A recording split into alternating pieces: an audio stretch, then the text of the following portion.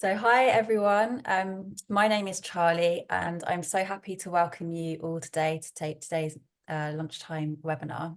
Before we get started, I wanted to say a little bit about why we do what we do. So when we founded AWA almost 10 years ago, it was born out of the belief and desire to end suffering in the workplace. So many people are disillusioned with work, many are burnt out, overwhelmed and disengaged. Unfortunately, this trend is on the increase, but the work we do at AWA and the work that you all do helps improve this bit by bit by bringing light and hope to people through the power of people-first approach to work, to change, to agile and product development, by really examining and shifting how we communicate, how we relate, and how we act and react to each other. It's in this new way of being, in our new self-mastery, is what brings the value and power to these incredible agile tools that we have at our hands. When we approach these tools with a new way of being, we can help foster safety, the engagement and understanding and motivation, and even a new sense of belonging.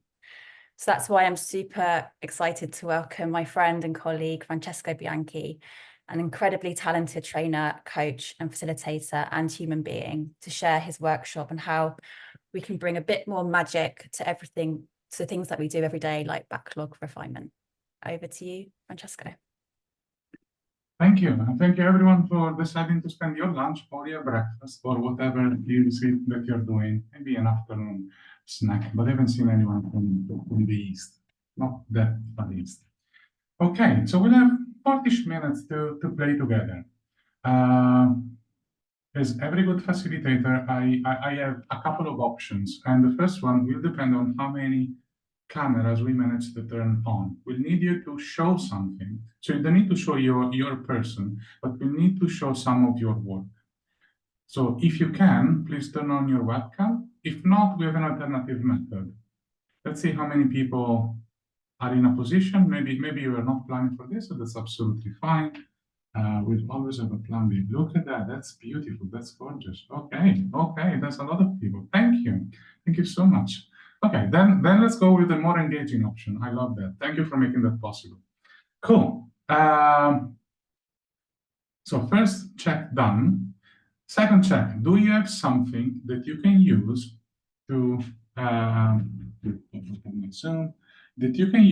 draw and sketch? Doesn't have to be, we will not ask you to do a masterwork, even if I'm sure it's going to look beautiful. Perfect. If not, I'm buying you some time, about 20 seconds, so you can go and grab something. Okay, let's get warmed up. Let's do a first drawing together.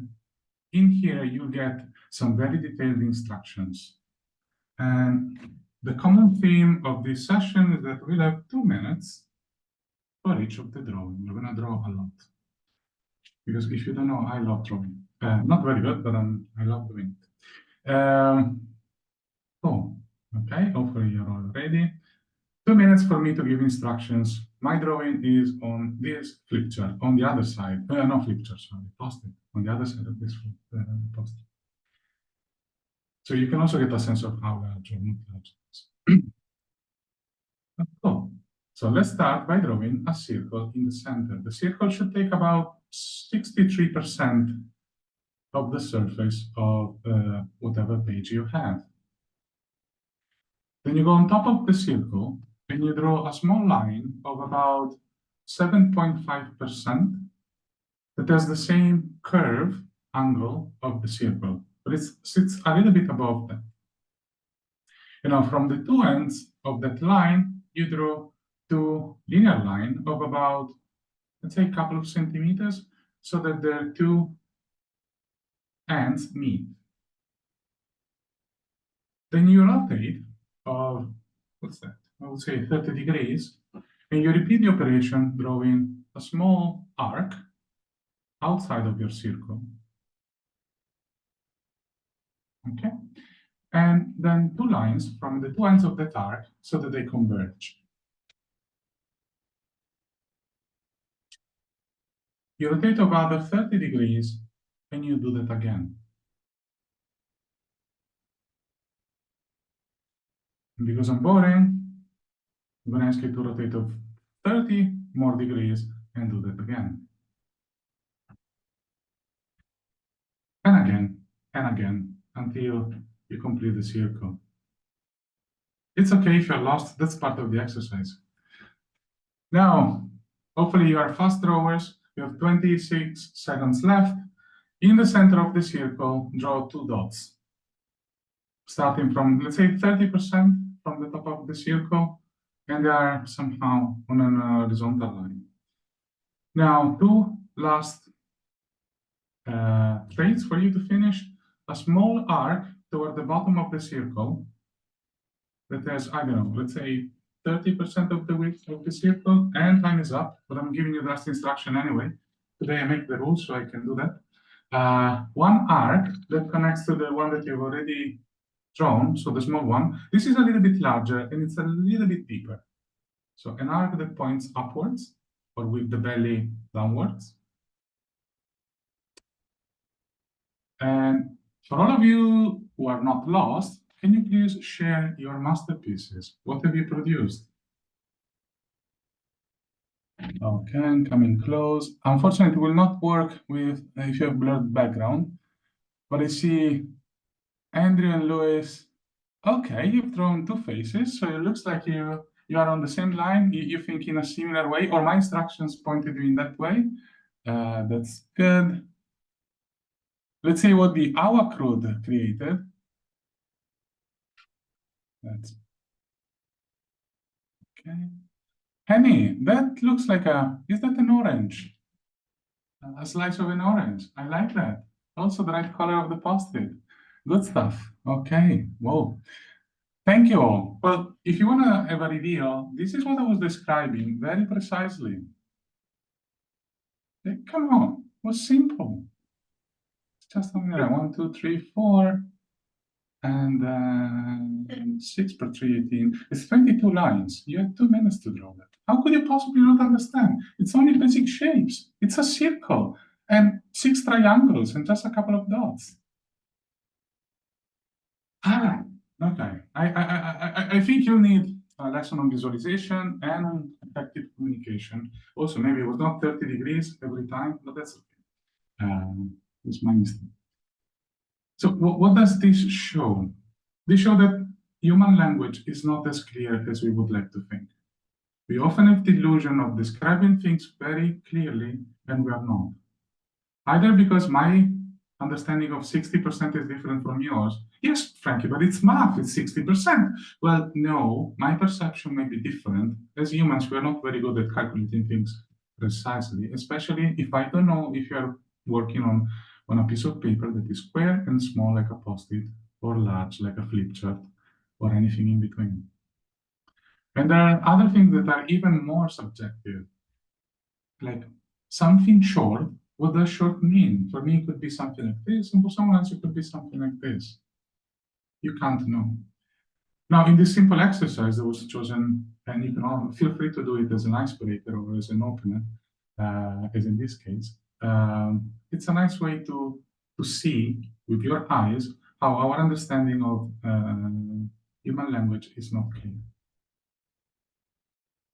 How can we mitigate that? Well, by drawing. Now, in this case, we've shown how your understanding is all different. Let's leverage the difference. Drawing can help us aligning by first surfacing the difference, and then we can have a conversation on those differences and use them to put together a picture that is more comprehensive. Now, if you think about it, backlog refinements are basically that. The someone writes a bunch of specifications, we all understand them in different ways, and we have a conversation to align on a common understanding. But the problem is that we're not using the best language that we can in order to do that. It's not the best because, as we've shown, there are misunderstandings. And second, it's boring. And if you have heard Charlie's introduction about how to make work more meaningful and fun, well, big blobs of text doesn't help. So we'll try to show you an exercise that you can run with your teams. You don't need fancy equipment like I have. This is purely for display purposes, so you can see who's sponsoring today's session. I'm just kidding, of course. It's mostly for me to be able to facilitate with a large crowd things and to keep it playful. But you don't need this. You can use your Jira board. It's exactly the same. What we're going to do for the next half an hour or so is give you a try to some sort of user stories that are not written in the normal format and trying to visualize them all together and see how a collective effort of visualizing them and telling a story can help us making more sense of whatever is written here. I'm going to unveil the first one, and then for the next one, I'm going to ask you to choose where do you want to go. So we can pick a random one. Disclaimer, I've tried this exercise many times, but there are plenty of descriptions that I've never tried before. So it's the first time that I draw most of the things here. I wanted to add a little bit of excitement also on my side. So the technique works. Let's see if I'm a drawer with enough self-control to make it work in this case. Any question? Oh, and there's a filter there that Zoom introduced. Okay, there was no thumb down on my side. Awesome. Let's unveil the first one. And the first one says, what does it say? Don't remember. I'm happy when there is sun outside. Okay. So what we're going to do is take a piece of paper. It could be a flip chart, a G, it could be a post-it, whatever you have available, and again, anything in between. And we'll give ourselves 2 minutes to draw what's written here. I'll put my timer here on the bottom. And we draw it. And then I'll ask you to show it. And then we'll have a conversation. Let's try. Okay.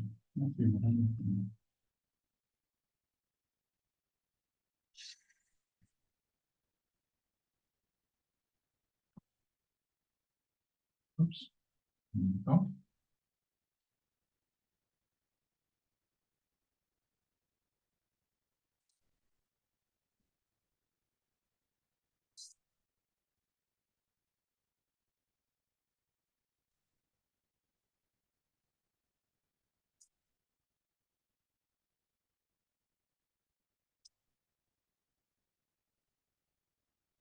Okay.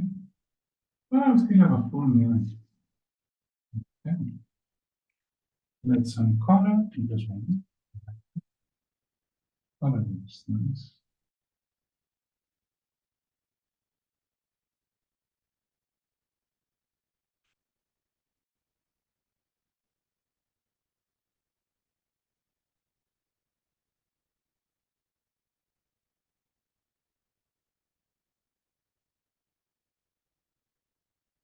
And you draw whatever you want. You don't need to copy it. I hope you're not copying me, but giving you your interpretation. I'm doing something here purely in case you need some inspiration.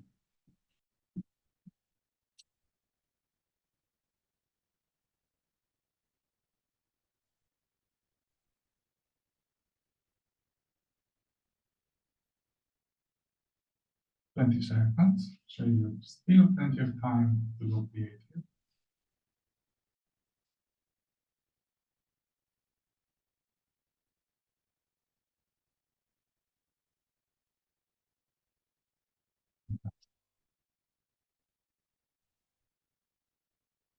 Two, 1, 0. Okay, people. What have you drawn? Can you show me? Can you show us? So that's interesting.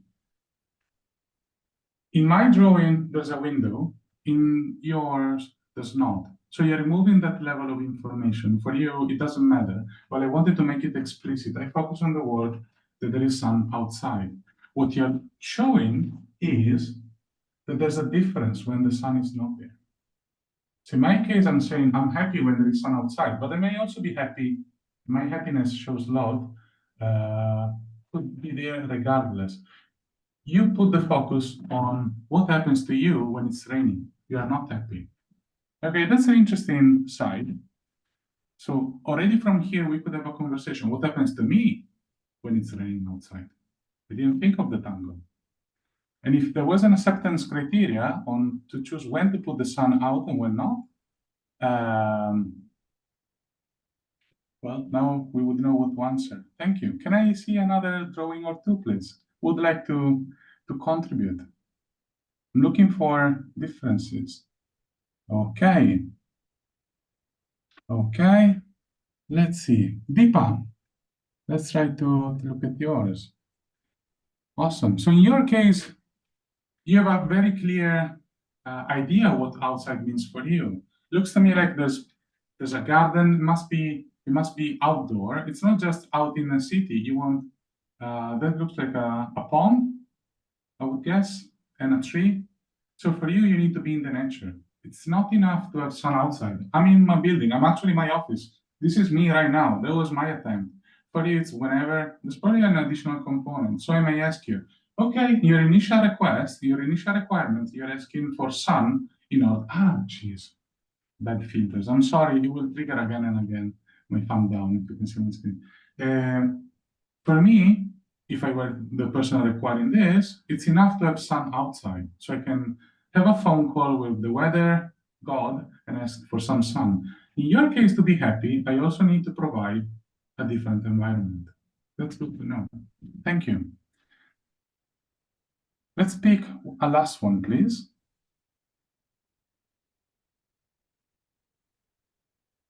Annie, you're super fast, so I'm going to pick you purely because of time. Okay. Penny is already building a story in a micro post-it. Look at that. And there's someone jumping and saying, yeah. So that's type of happiness that you have. Like me, you are indoor right now, so you have a window. You must be able to see. It's enough for you to see the sun outside. So maybe the warm is not a component that is interesting for you, but the sight, yes. And the reaction is very physical.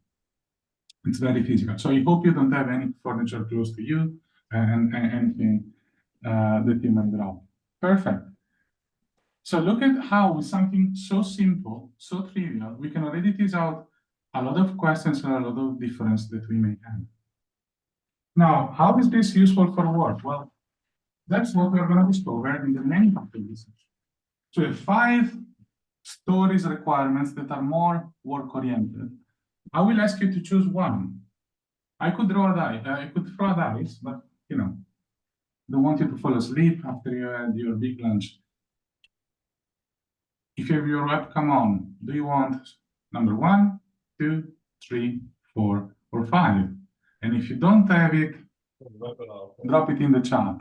So I'm counting. I counted a few 4s, and now I see a 3 winning in the chat and in the fingers. I think I count 5 3s. So let's go with that. And then the faster we are in choosing, the more we can update. Number 3, 5. Okay, set up a connection that supports transfer of heavy files.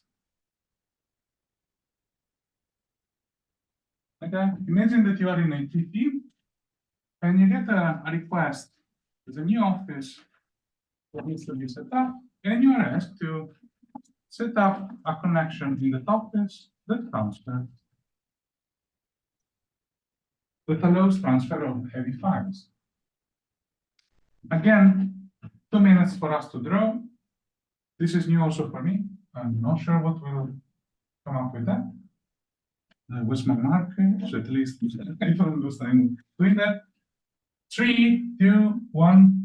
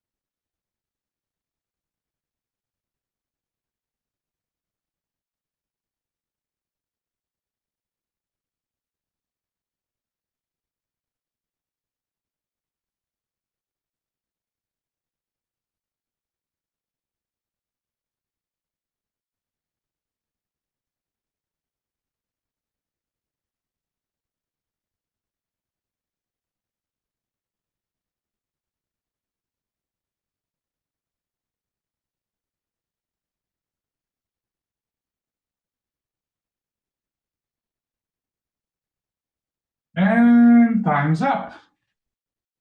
Let's see. Let's see what I've produced, because I'm curious to analyze my product. So for me, there's an antenna here that doesn't look very much like. Can you see it? Okay. Perfect. So there's an antenna. So in my mind, there's a transfer over wireless connection.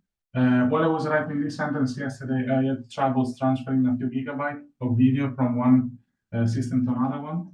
And my files, they weigh a ton, literally a ton. And I need to transfer them from one system to another one. Let's see what you've produced. Dave, you're the first one. Let's pick you. Okay, so you have, I noticed some similarities there. Okay, so you have a lot of files, but in your drawing, I can see that you have a trolley or a system on rails, and you want to move from A to B. So the question that I would have is, what's A and what's B? Can you comment on that? Would you mind? Sure. I was trying to work out how to explain going from one place to another, so I just thought I'd put that at the top. And if I'd had more time, I might have shown someone building the track, but I ran out of time. Fantastic. So you didn't have clarity. As a coach, what I can do there, once I facilitate the exercise and I notice this, cool, we don't need an answer, but do we need to start thinking about the medium that is used? I took for granted that this would have been a Wi-Fi thing. In your case, I see rails. Maybe you're thinking about a wired connection. What kind of wires? How heavy are things? And going from A to B, so your initial doubt, you say, I have no idea there. Do we have a preset set of routes, or do I also need to put a router in place and deal with any potential destination? How dynamic is my system? I didn't think of that. Thank you for allowing us to think about that aspect. Let's pick another example. Yana, you raised your hand super fast. Show us. Oh, hi, Yana. Can you move your drawing a little bit more? Perfect. So you have 1 terabyte. That's good. And that's brought by an airplane. So Wi-Fi 2, I like that. But in your case, that's interesting. You had a unit of measure. So you have 1 kilo. For me, 1 kilo is not heavy. It's light. But maybe if it's paper, it's heavy. But the more interesting thing is the indication of 1 terabyte. So now we know what kind of size you have in mind. Like before, 60%, how much is that? I have no idea. Even less if I say it's a lot or not. Here I'm saying it's heavy. What's heavy for me may not be heavy for you. If you deal with video editing all the time, 1 terabyte is probably normal. If you just send Word documents, probably 1 terabyte is also normal, or a PowerPoint presentation, if you're a consultancy. But for most of the people, 1 terabyte is an enormous amount of info. I would have never thought about something that large. I would have stopped at 2 gigabytes. So 3 orders of magnitude less. So thank you, Yana. So now we can ask a question. What's the maximum size that we want to support? What's our SLAs for example, supporting 85% of the files or 90% of the files?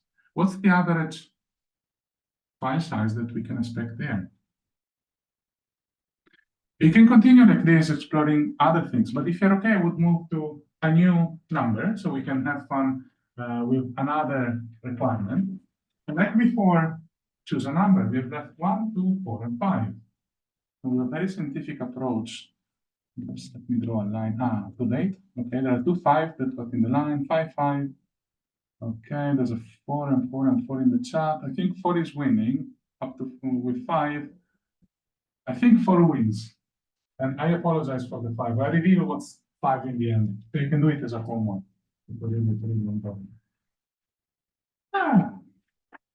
Let's see this. Support spike of mobile sales during Christmas. Now I feel bad because finally today the refund comes, and so I feel bad already thinking about Christmas. But yesterday I can tell you weather in Ireland was just making me think about I need to take out my Christmas decoration and start preparing. So I jinxed Christmas. I'm happy for once, like the Grinch. And let's start. 3, 2, 1, let's go.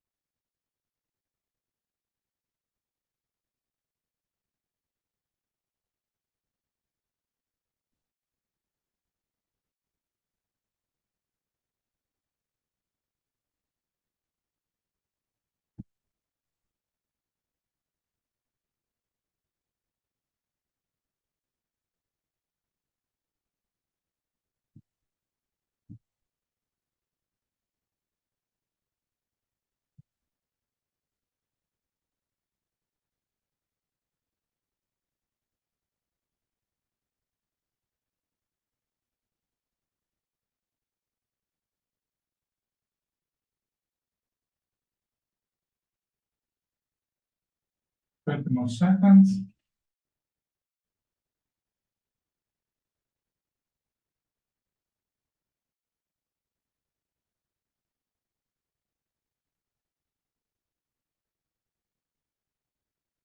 Ten.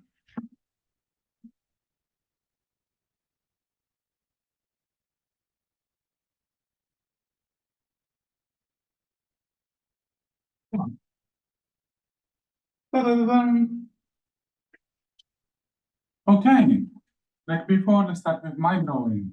I didn't know what I would have come up with.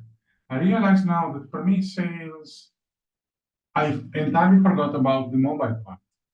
Probably because in my mind, there's no difference. And I was thinking more about the supply of things, not about the IT part of things.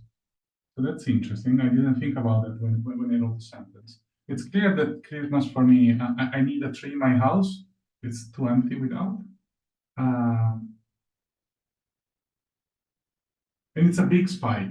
So from my drawing, I can see how, and of course this is done in 2 minutes, but I can see how I'm expecting a spike that is beyond what our current system can track. It's beyond our capacity. So we need to do something exceptional. It's not just for the system to manage to reach their 100%. It's more about, I don't know, others and 30%. Okay, that's insightful already. I didn't think through, but this is already useful for me. So coaching question, even if I do this as a self-coaching, as a self-exploration thing is, what's my system capacity? How large is the gap? How wide is the gap? How much I want to support? Other than 30, okay. So I need to increase it to 30%. I'm also thinking, and this is me deviating, but it's useful. Cool, then what's happening in the remaining part of the year? How much waste do I have here? If my system 100% is here and it's not scalable, do I need to start putting more stories to investigate at least scalability and waste? Because if I want to grow to 130%, probably I will need to just raise the bar here. So my system will be probably remaining non-scalable, fixed, and just underutilized for the remaining part of the year. Cool, a lot of stuff from students drawing. What have you drawn? Let's see what other angles you've brought. Deepa, super fast. I want to explore someone who have not gone through. Louise, can we spotlight you? Sorry, little helpers. Can we spotlight Louise? Awesome, thank you. It's a little bit challenging there because of the background. I love that you are in New Zealand, in Hobbitville. Okay, and there's a person and a library. Okay, multiple shops. Can you walk me through your story, please? Please. Can you walk us? So not just me. Oh, right. Christmas time, Santa, ho, ho, ho. The different shops with things that I'm buying that go into shop it, you know, bags to carry away. Mhm. And that's the mobile bit. Yeah.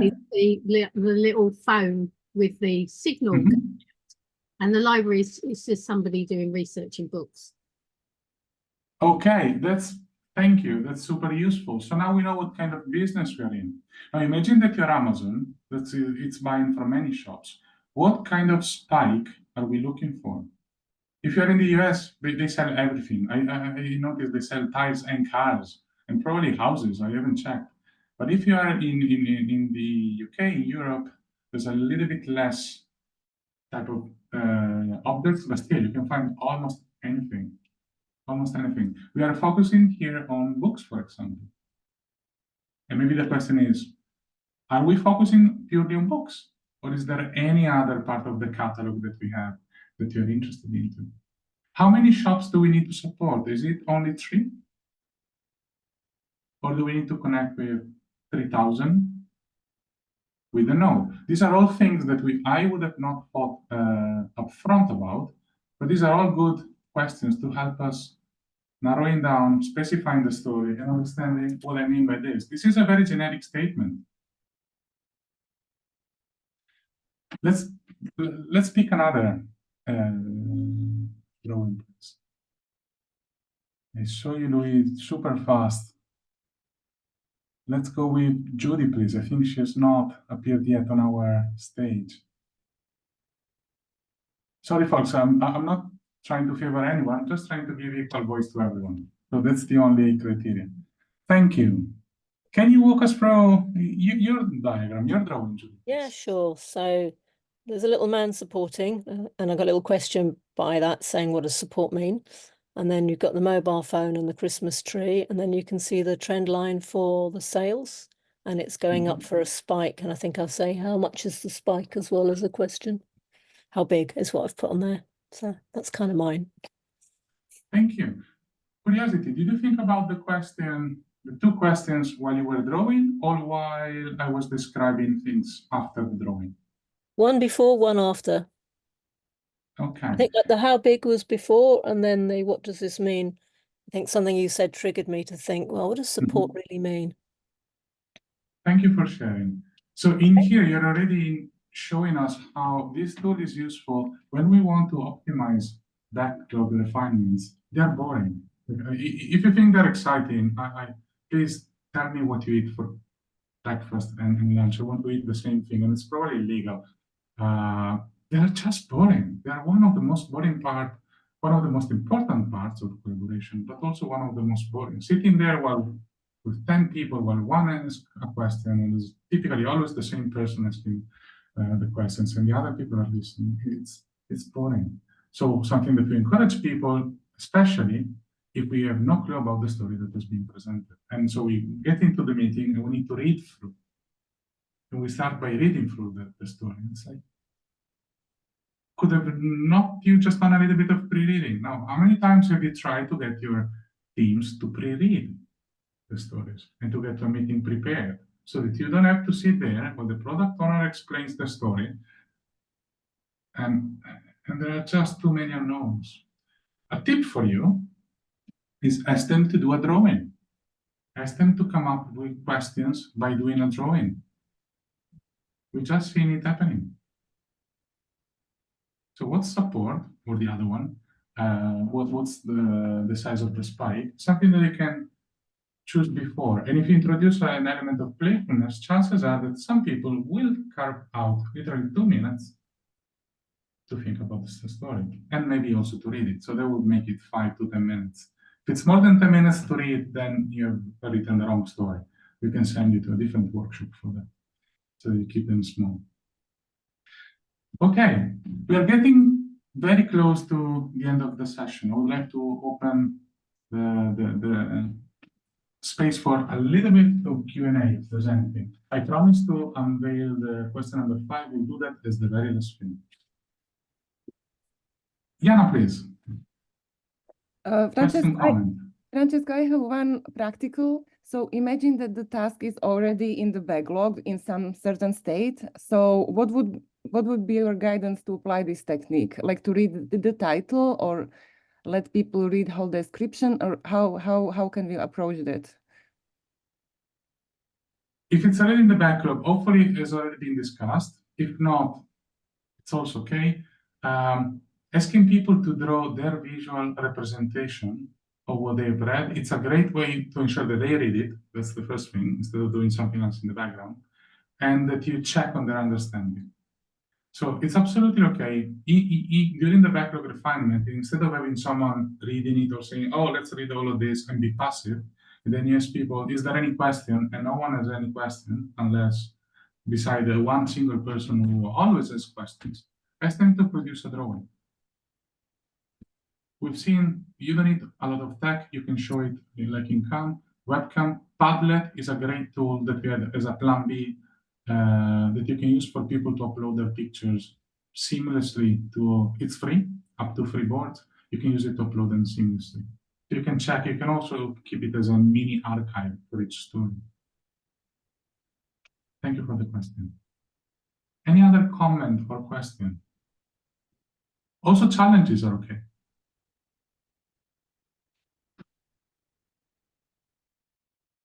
Okay, no question. So unveil and wrap up. Unveil question number 5. Question. I invite you to play after the call with, for each request, the server retrieves data from 3 databases. I can send you my solution later if you have this. For now, line back to the magical Ava team. Thank you so much, Francesco. I really enjoyed that workshop and seeing how visualization can help surface different perspectives and to gain like understanding and clarity on the work that needs to be done. I think it's super helpful. Though my drawing is it's a little to be desired, so I need to go on some sort of drawing class before I can unleash that into the wild. Thank you all for coming, and we've got some more events coming up in the AWA community coming up very soon, so we'll be sharing those via the Agile Onion and also via our meetup community. Have a wonderful week, and yeah, the recording will be soon available, maybe tomorrow, and we'll see you all soon. Thank you. Thank you.